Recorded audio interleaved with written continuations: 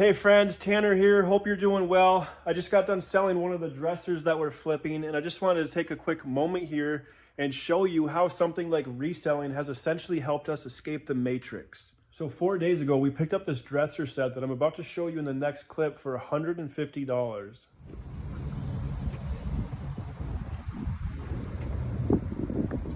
You can find deals like this all over the place, like Facebook Marketplace, OfferUp, Craigslist, garage sales, thrift stores. But this particular deal that I just showed you in the last clip actually came from a realtor that I built a relationship with in my hometown. So this realtor hit me up this past Friday and she said, "Hey Tanner, I have this client who's supposed to close on their property this coming Monday and they have some furniture in there that they need out. What can you do?" So I had her send me some pictures and we ended up picking up that dresser set that I showed you in the last clip. Bought that for $150, just sold it for $550.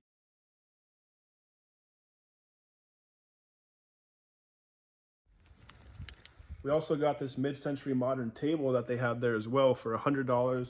It came with all these chairs as well. We have that listed, I believe, for $650, and we have somebody who wants to come check it out. Said they'll buy it if they like it. It's in really good shape. It's like from like the 70s, and the lady that was living in this house that the realtor, hit me up on or whatever, she's like 90 years old and real sad. I guess she ended up getting admitted into like a nursing home. So they just, the family members, they just wanted to get rid of all of her stuff real quick and basically sell the house. But that's where we got that dresser set and this table. But we wanted to be efficient with our time when we were picking these up. So we ended up finding 2 dressers on Facebook Marketplace ahead of time and then scheduled the pickups after this one. But the most important thing when you're doing this is not just finding deals. For one, you have to know what makes a deal, and then it's having that consistent deal flow coming in so you're able to create a sustainable income from this. I actually started doing this by accident when I was 14 years old in my hometown where I'm at right now in Bismarck, North Dakota. So I live here in the summertime, and then the rest of the year I live in Phoenix, Arizona. We're actually getting ready to head back down there in about a week. Super excited because it's starting to get a little chilly here. But anyways, I started this when I was 14 years old by accident. So in the summer times, I would go to the farm with my grandpa. And then like whenever I had off of school, I'd always be in his back pocket out at the farm. And I just got my permit when I was 14 and I wanted to get my first car, but I didn't have any money. The only way I was getting money back then is I started door knocking, so I would mow all my neighbors' lawns. They wouldn't pay me much, maybe like $5. So obviously it would take a long time to save up to buy a car. But anyways, I got this idea when my grandpa was driving me home from the farm one time. It was fall, so right around this same time right now. And it was fall cleanup in my hometown, where basically what that means is people can throw all kinds of stuff on the side of the roads and then for like garbage, and then the garbage men will come like pick all of it up. So people are throwing away all kinds of stuff, furniture, lawnmowers, snow blowers, you name it. People throw out like a lot of good stuff. But I got this idea because we were driving to town and I saw like all this stuff on the side of the road. I didn't even know what fall cleanup really was at that point. I just saw all the stuff on the side of the road and I got the idea. I was like, convinced my grandpa. I'm like, "Hey, can we go just drive around real quick and see, if we can pick some stuff up?" And it didn't take much to convince him because he was kind of a pack rat and liked like tinkering with stuff like that as well. But we ended up picking up about 20 lawnmowers and snow blowers, so like, half and half or something. I don't know the exact number. But we ended up picking up about 20 of them and we brought them to my parents' house. My mom was pissed. And I ended up getting about 10 of them running within like the first day. I grew up very mechanically inclined, working in my grandpa's back pocket, watching my dad and my brother-in-law work on stuff growing up. I just like adapted that really quick and very mechanically inclined. So I ended up getting 10 of these lawnmowers and snow blowers running. And I was like, wow, this is pretty cool. And then I ended up listing each one on this local website. So, this was like probably 2010, 11, I believe. Somewhere, I think 2011. And I don't know if there was like Facebook Marketplace or like there was definitely no OfferUp, but there was this local website where people would list all kinds of stuff called BizMan Online. I ended up listing all these lawnmowers and snowblowers on there and ended up selling all of them for about $100 a piece in less than 2 weeks.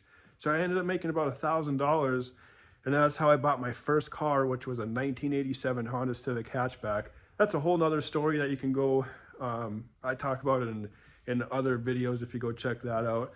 I'll probably make a whole separate video just on that, because I know I can, getting into this story and just everything, you can start going on and on and on. But anyways, I ended up buying this first car, 1987 Honda Civic hatchback, for $100 from my dad's friend. I ended up sticking about $500 into it, needed a new fuel pump, and then, you know, of course, had to add the aftermarket exhaust, cold air intake, all of that. But I stuck about another $500 into it, so about $600 total with buying it and all of that. And then, you know, got it running and everything, but I decided I didn't want it. So I ended up listing that for sale on that same website, Bizman Online. I believe I listed it for $1,800. And then about a week later, two guys that worked in the oil fields here in North Dakota ended up messaging me and said they were looking for just kind of like a beater car to drive back and forth to the oil rigs.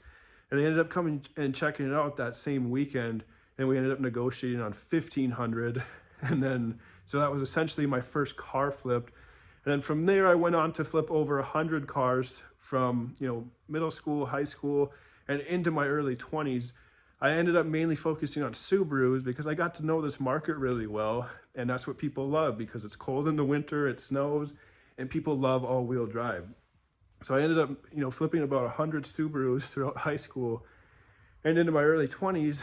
And that's how I ended up paying for flight training to become a pilot. And then, you know, fast forward to about 4 years ago, I was supposed to start flying for SkyWest Airlines, and the world did what it did in 2020. They ended up laying off all the pilots, and then that's where I decided to take everything I learned since I was 14 and go all in on this and say, fuck the Matrix. But just being 100% realistic with you, we've been able to make over $10,000 profit consistently per month doing this, whether we're in our hometown for the summer in a smaller market like Bismarck, North Dakota, or a big market like Phoenix, Arizona. And then realistically, I'd say spending about maybe 10 to 15 hours a week on this, and then being able to use all that rest of that time to focus on what you want. Like me personally, I'm starting to focus more on real estate investing. But for example, we have a member inside of our community named Kelsey. She first discovered us by watching us on YouTube when we were flipping couches full-time in Phoenix, Arizona about 2 years ago. We would vlog and, you know, post videos doing it in action. You can go check some of those out if you want. But that's how she discovered us, and then she just started taking action on everything that we were doing. She was working, I think, one full-time job, two part-time jobs, and ended up taking action on this and was able to make $1,600 profit in a matter of 2 days. I'll even post it right here. It's just crazy. And then, long story short, she ended up going full-time into this, and then used everything that she learned from this and the capital to start her own thing. I think she's doing like online drop shipping now and crushing it at that.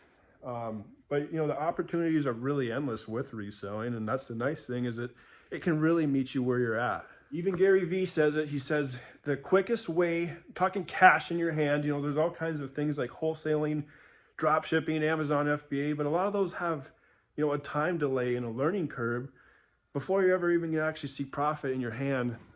Gary Vee even says the fastest way to go from $0 to $10,000 cash in your hand is like reselling and thrifting and stuff. If you want to learn more about how you can get started doing something like this, for one, just make sure to hit that subscribe button and check out all my videos that I post. But two, I'm also going to be hosting a live training showing you exactly how to get started doing something like this. If you want to join us on it, I'll have it linked in the description. That's going to be it for this video, guys. I hope you got something out of it. We'll see you in the next one.